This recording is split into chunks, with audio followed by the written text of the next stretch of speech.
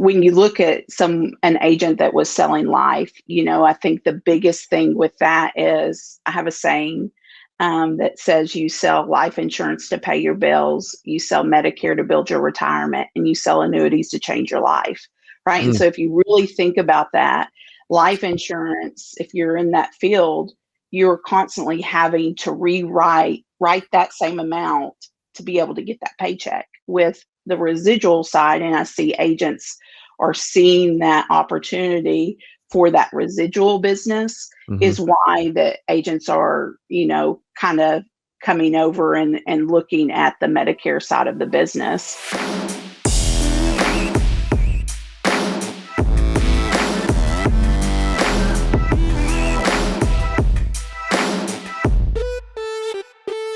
What is up? Welcome back to the CA Power Player podcast.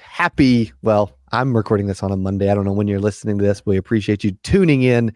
I am super excited for today's interview. Someone I've known for 10 years and three months and maybe 2 days. I don't know the amount of days, but right around 10 years and 3 months, from Eldercare Insurance Services, the National Marketing Director. Really going to talk today about new agents and how why so many life agents are transitioning to Medicare, and how you could do that if you're possibly interested in doing that.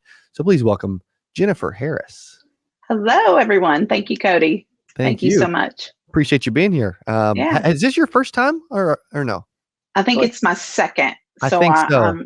I'm still young at this, so. I love it. Well, you always do an amazing job. You have an incredible organization. You all grew something really, really special. We could spend days talking about that.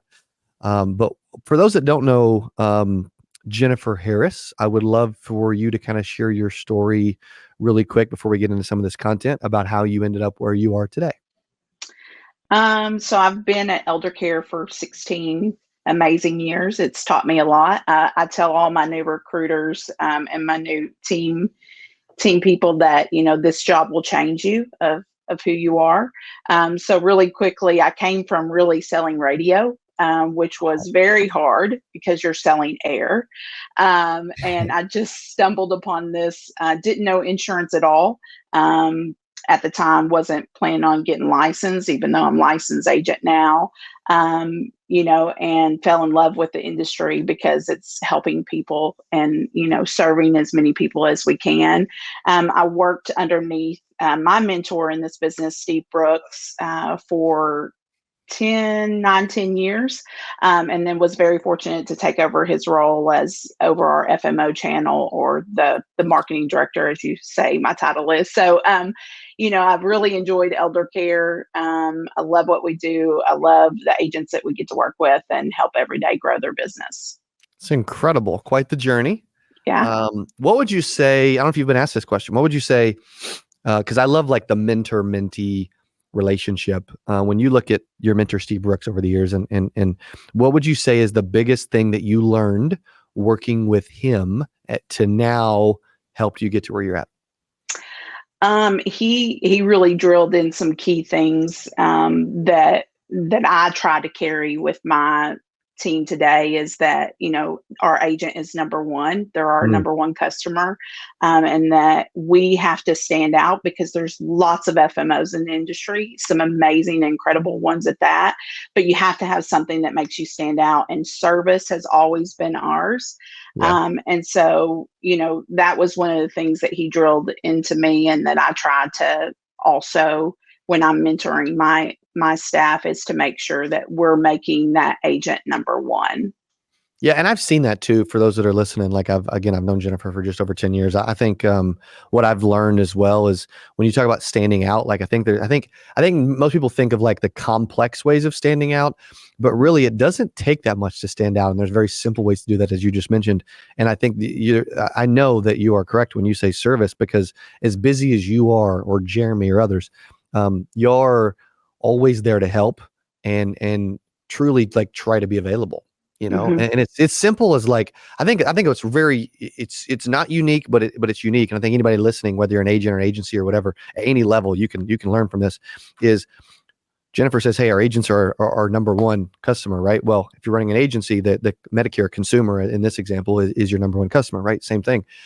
Y'all are always like, you answer the phone, You Mhm. reply to emails in a time sensitive manner.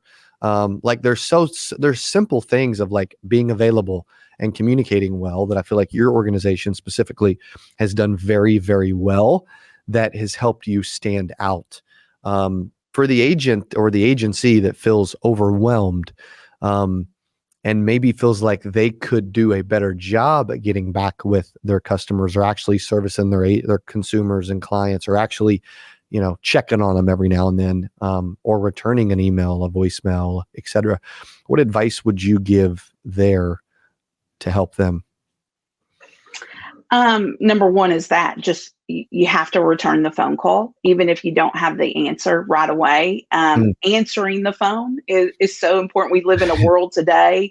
I hear Jeremy say this all the time, that you say thank you for calling me back, right? Mm. Because everybody's so busy, and sometimes it's hard to get that to happen. And that sticks with people, is making sure that you're answering. And for agents out there, for us, we want to be an extension of your business, right? And so we want to help you have more time to call that client back and service, and let us on the back end help you with all of the stuff that's just kind of grunt work, taking your time, taking, away from you being able to service your clients. And I think that's where you experience the elder care difference, is we want to help you be an extension of your business.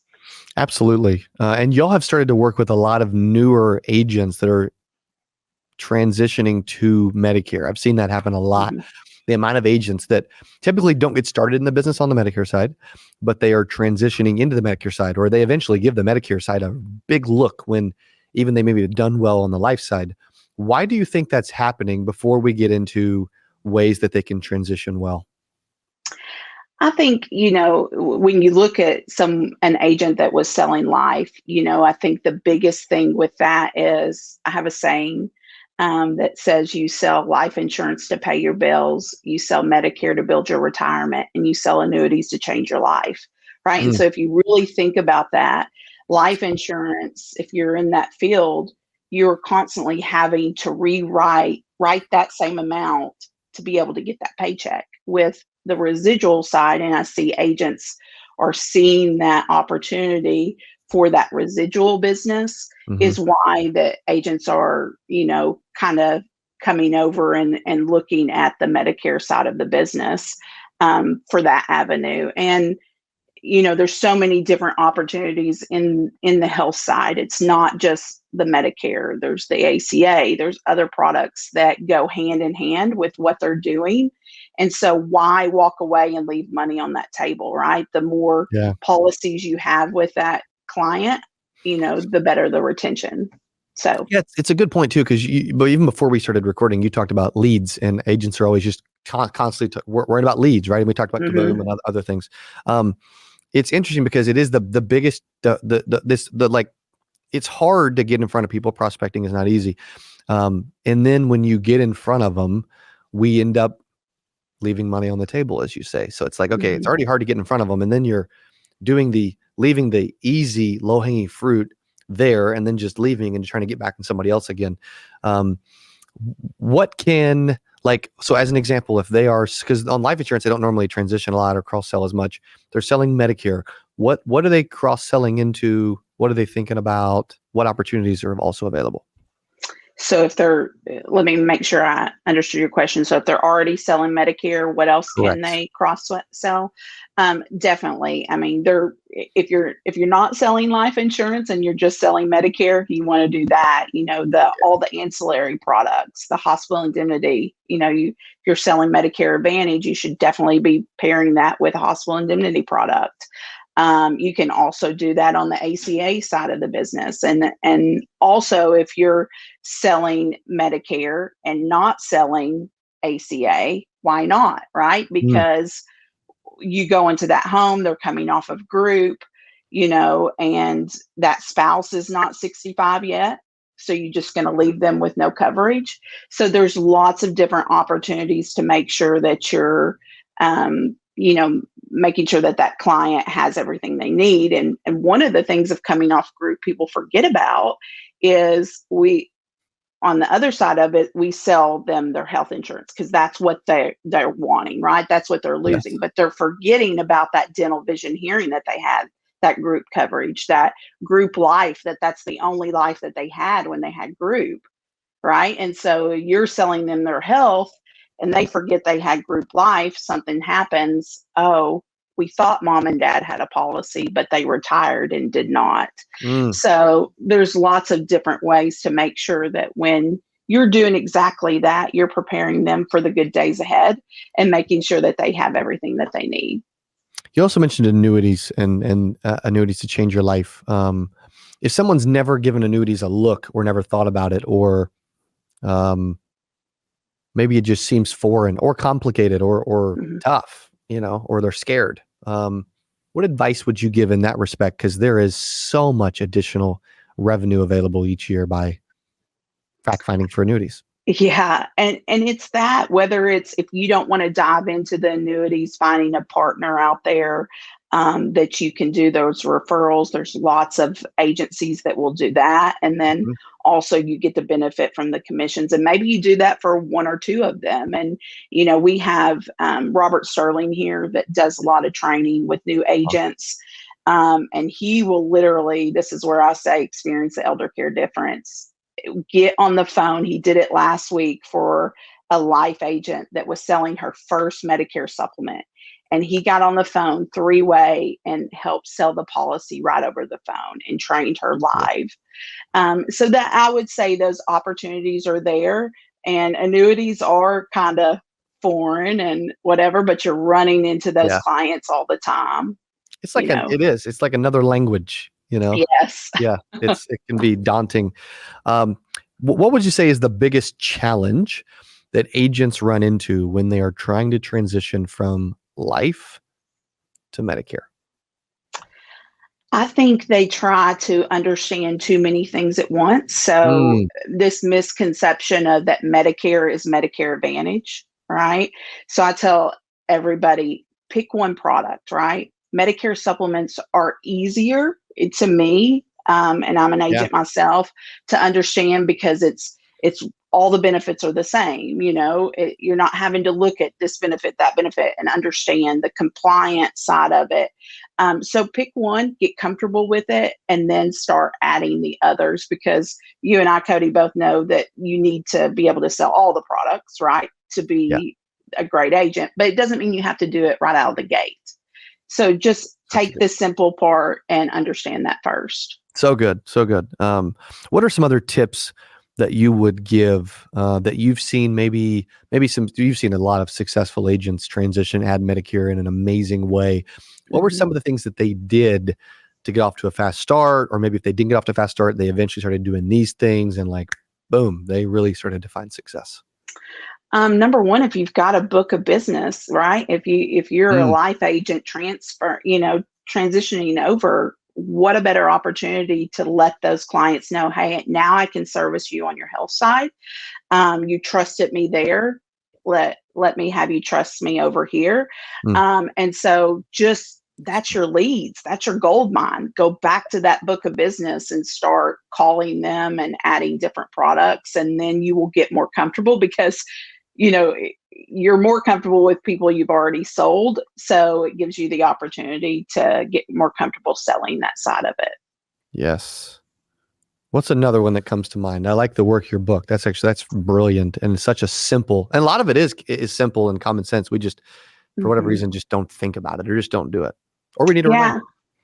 I think grassroots marketing as well. If you're not doing educational type things, if you're not partnering with carriers that are constantly having events that are needing Mhm. agents to show up at those events, um, you know, those doing that work with grassroots marketing gets you out there, gets you into the community.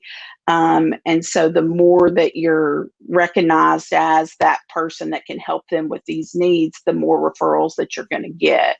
But you can't just sit behind your desk and expect the people to come to you. You're going to have to get out there and do some marketing, reach out to our digital team that will do customizable pieces for you 100% free of charge, you know, as long as you're partnered with us. And that's something also that we will help you transition utilizing your current book of business and now creating pieces that will market them.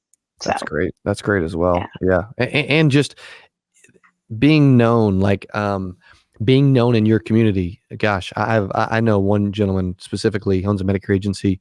He gets about 120 inbound calls a month just by being not only active, but like being active on Google and getting reviews and like really trying to be more known in his specific area. And all these ideas don't cost that much to really just be involved in your area. Yeah. No. And they're worth their weight in gold for sure, because it's the gift that keeps giving, right? Yeah. You're going to keep getting those referrals. Yeah. Amen to that. Yep.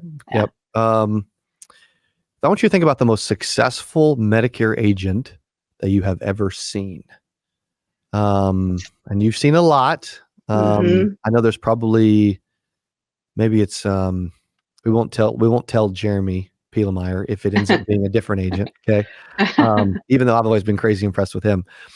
When you think about the most successful Medicare agent you've ever worked with, what made them so special?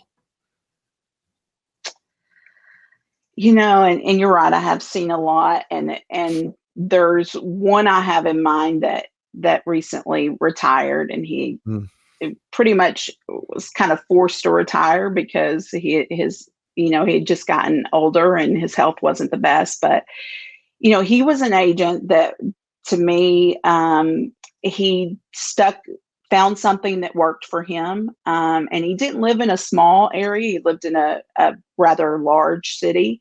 And he started with something that was small, which was billboards. It worked. He did newspaper ads. It worked. But he was always there, answered his calls. I mean, I would answer phone calls from him on the weekends as he's trying to service his clients, and he was always making sure he was sending them communications, newsletters, staying on top of it. Very, very successful, but I think it was just because he cared. He wasn't just there for the sale. He was there to really take care of the client. And I think that's the biggest thing also in our industry, is making sure that you're doing what's best for the client, because that's what's going to come back to you. It's not about what carrier you're going to make the most off of or whatever. It's whatever is truly best for the client. And I think that was the reason he was so successful. Yeah, they can feel it or be able to tell, or if they can't, there's a good chance they'll find out later if you didn't do it with best, because somebody else will come in and tell them, make sure they know that you didn't, right? Yeah, for sure. Yeah, I guess there's also agents that will say that you didn't even if you did. So hopefully other people are at least saying you did a good job when you do, you know? Yeah. I love that. Well, amazing information, phenomenal content. If they want to learn more about Eldercare Insurance Services that I've known for over 10 years and know and love, where should they go and what should they do? Absolutely reach out to me. My information is, you can send me an email, jennifer@eisgroup.net, or you can give me a call. Our number is 800-777-9322, and I'm available anytime. I love it. Thank you so much for being on the podcast. Really appreciate you being here. Thank you. Thank you, Jennifer. Okay. Thank you guys for hanging on and being a part of our Power Player podcast. Appreciate you listening to the very end. So I'm going to do something. This is new and unique. My team's been wanting me to do this at the end of podcast. So if you are in the Medicare field or any other field and you are needing help with leads or a lead source, you can go to CABOOMLeads.com and use coupon code YouTube to get 10% off of your very first order. You guys are awesome. We appreciate you listening. We want to reward you, and we will see you on the next Power Player podcast. Adios. Hey, if you enjoyed this, I got another one you're going to love. It's right there. Click on it. See you in there.